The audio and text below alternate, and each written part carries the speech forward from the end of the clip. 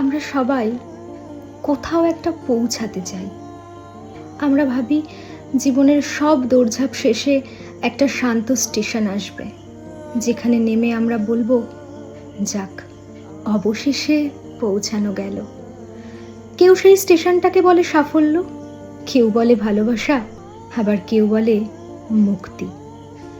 এই পৌঁছানোর আশায় আমরা কত কিছুকে পেছনে ফেলে আসি।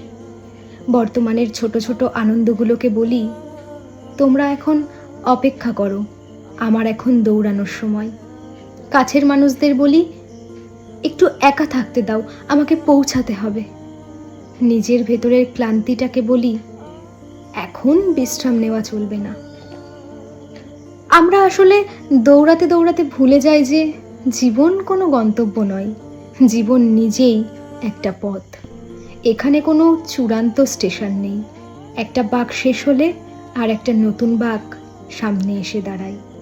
যেদিন আমরা এটা বুঝতে পারি, সেদিন আর পৌঁছানোর জন্য দৌড়াই না, সেদিন আমরা পথটাকেই উপভোগ করতে শিখি।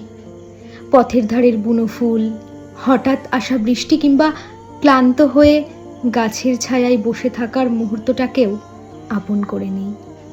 জীবনের সবচেয়ে বড় সত্যটা হলো, কোথাও পৌঁছানো যায় না, কেবল হেঁটে যাওয়া যায়। আর সেই হেঁটে যাওয়ার গল্পটাই আমাদের একমাত্র অর্জন।